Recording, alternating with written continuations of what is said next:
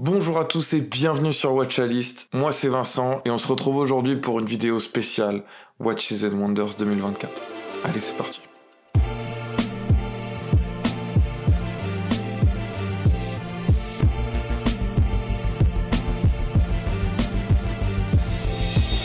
Donc Watches and Wonders fut plutôt calme.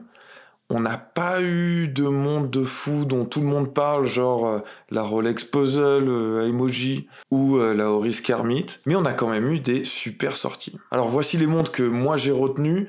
C'est les montres qui à la fois peuvent intéresser pour un futur achat, mais aussi les montres qui peuvent montrer une certaine tendance dans le marché horloger. Alors je vais me concentrer pas mal sur Watches and Wonders, mais je vais quand même évoquer des montres qui sont sorties sur la période, même si elles sont pas sorties strictement dans le cadre de Watches and Wonders. Alors rapidement, quelques montres super importantes, mais complètement intouchables.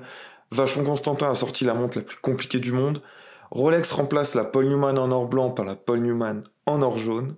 Et Bulgari a battu le record du monde avec une montre qui mesure seulement 1,7 mm d'épais. C'est vraiment dingue. Et ils ont battu Richard Mille avec une montre qui coûte un quart du prix de la Richard Mille. Donc bon, Cartier, blablabla, ils ont sorti la Tortue monopoussoir.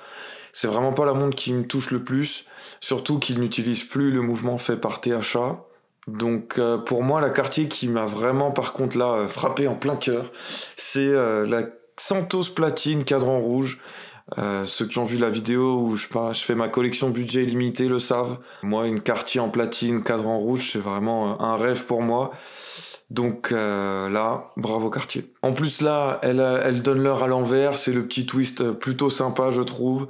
Ça permet vraiment de se poser 2 secondes sur sa montre quand on regarde l'heure. Moi je trouve ça très intéressant.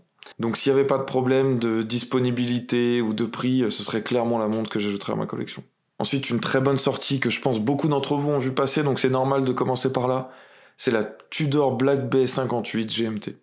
Elle est très belle, mettre un mouvement GMT dans le boîtier de la 58, c'était pas évident, on n'y croyait pas, et ils l'ont fait. Si vous n'avez pas de Black Bay, ça va être très dur de résister, je pense.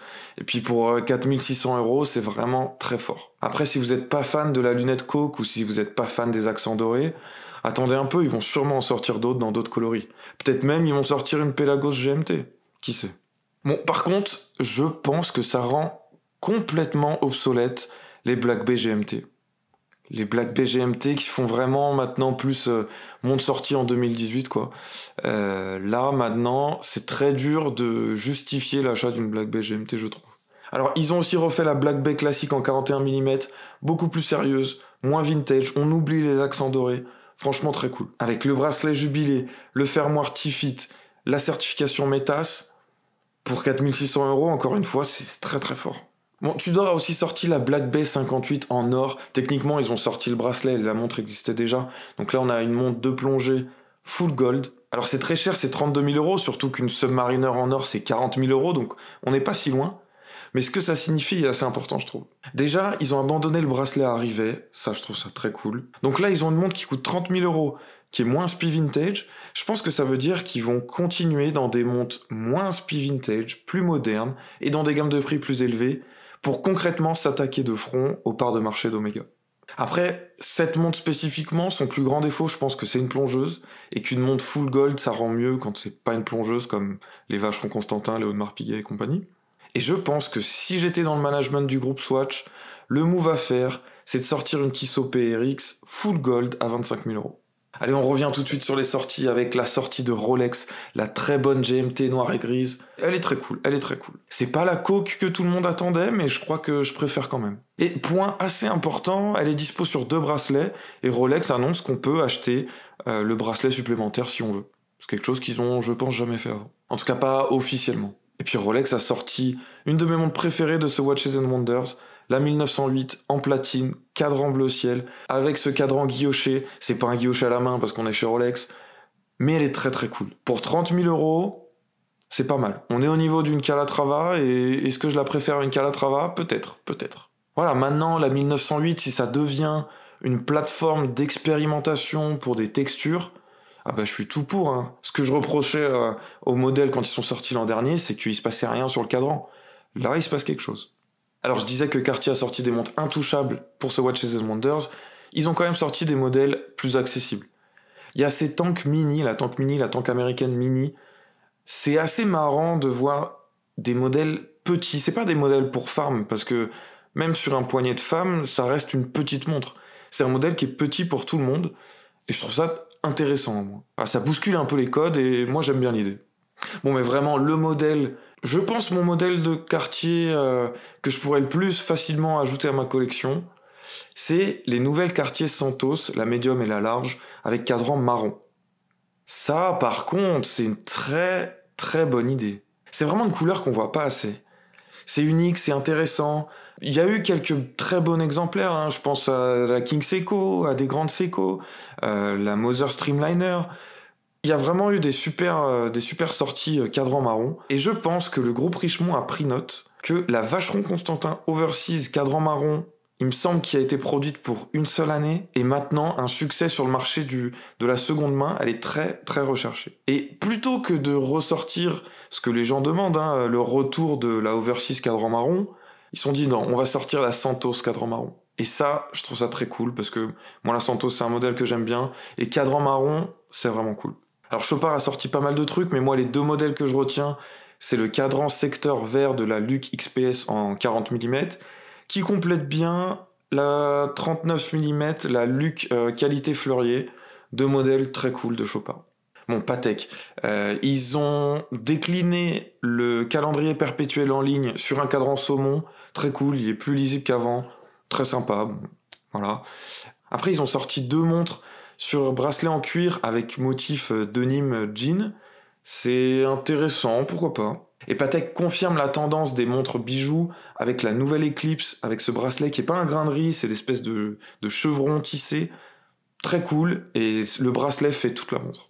Bon alors Grande Seiko a sorti une des meilleures montres élégantes de l'année, la White Birch manuelle avec toujours ce cadran high beat, mais cette fois version manuelle. Elle est plus fine, elle a pas le bracelet en métal, elle a le bracelet en cuir. Elle a un clic très satisfaisant lorsqu'on la remonte, et le mouvement est magnifique. Un très beau package, une montre très bien finie. Pour Grande Seiko, franchement, ça peut devenir un objectif, cette montre. Ça. Bon, pour ceux qui aiment les montres plus sportives, on a la SLGH 021 avec ce nouveau cadran un peu vert-bleu.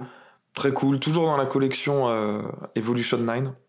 Et puis bon, Grande Seiko a sorti un chrono GMT avec cette disposition horrible, mais le cadran, la texture du cadran et le cadran changent de couleur, ça passe du orange, rouge, marron, presque jaune parfois.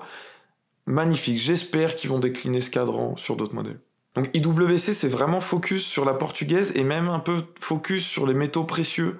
Donc on a des modèles sympas, on a le calendrier perpétuel éternel, mais bon c'est du 44 mm donc pas pour moi. Alors très beau move de Oris dans le sens où il n'y a rien de flagrant comme la Kermit de l'an dernier comme je disais, mais ils ont revu leur Aquis, ils ont fait des petits changements, ils ont changé la police, ils ont changé la lunette, ils ont changé le bracelet, ils ont changé les cornes, ils ont changé le boîtier aussi, maintenant le boîtier c'est plus ce cylindre de métal qu'on connaissait par le passé.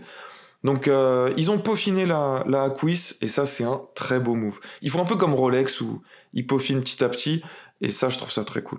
Donc la Aquis qui était déjà une super montre en devient une encore meilleure.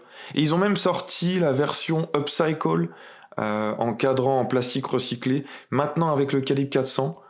Ça devait pas être prévu à la base, ces cadrans-là étaient avec le mouvement Celita, mais maintenant il est disponible en calibre 400.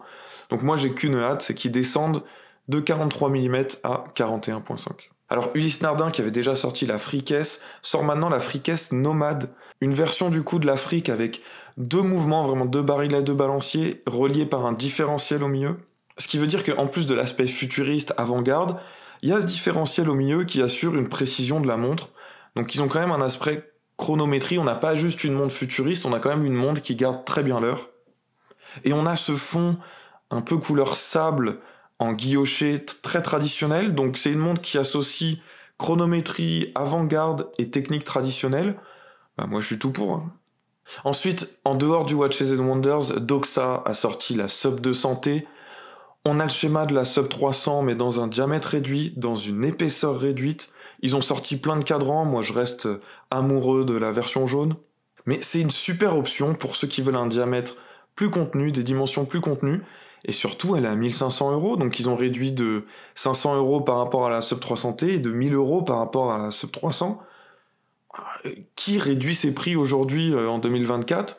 Bah Doxa quoi. On est maintenant dans un marché où pour 1500 €, on se pose la question entre les Seiko, les SPB, certaines Hamilton, certaines Mido et Doxa. Doxa est rentré dans cette gamme de prix alors que c'était pas le cas avant quoi. Et ça c'est cool.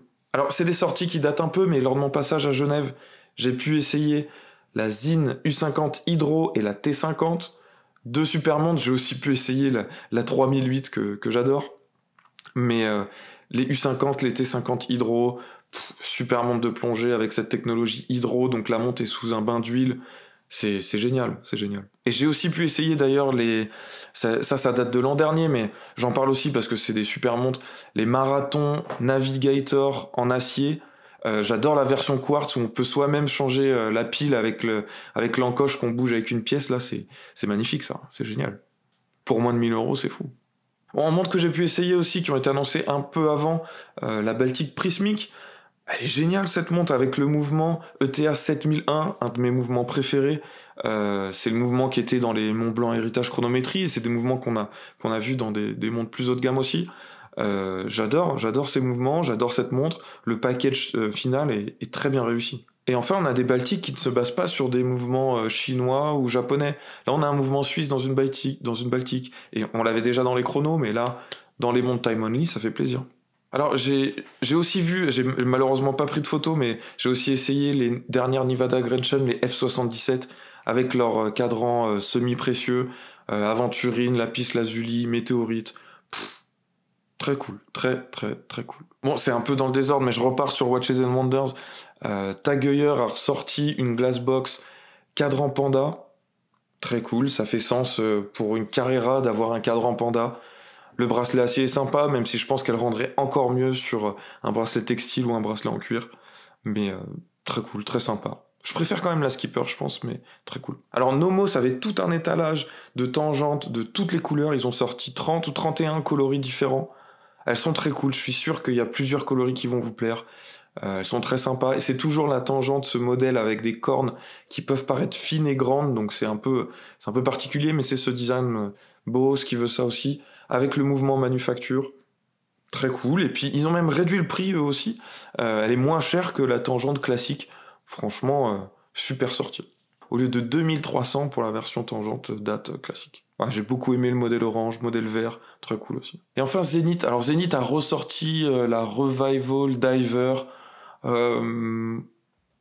Sympa, un peu épaisse, mais au poignet c'est un peu différent. Mais trop cher. 7000 €, 8000 € même.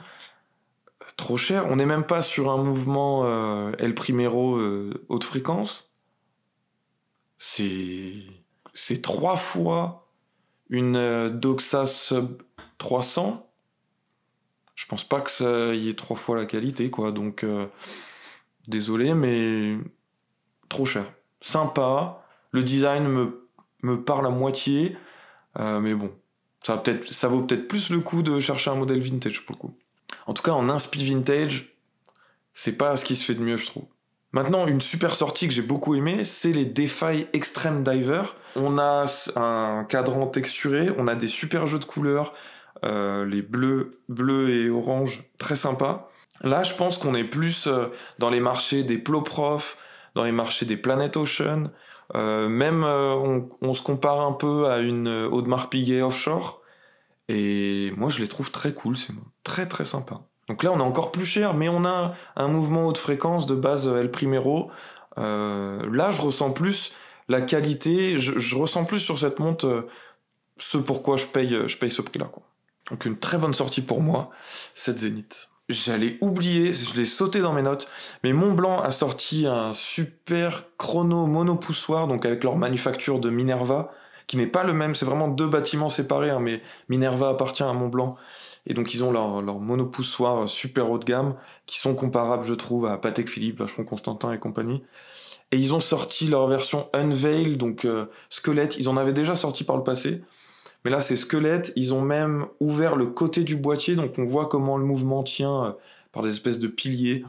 très sympa, très beau, limité à 100 exemplaires. Pour 50 000 €, c'est cher, mais je pense que ça les vaut quand même. Voilà, Minerva, c'est pas n'importe quelle manufacture non plus. Voilà, c'en est tout, je vous ai sorti pas mal de montres qui m'ont marqué. Dites-moi si vous avez retenu d'autres sorties de ces Watches and Wonders.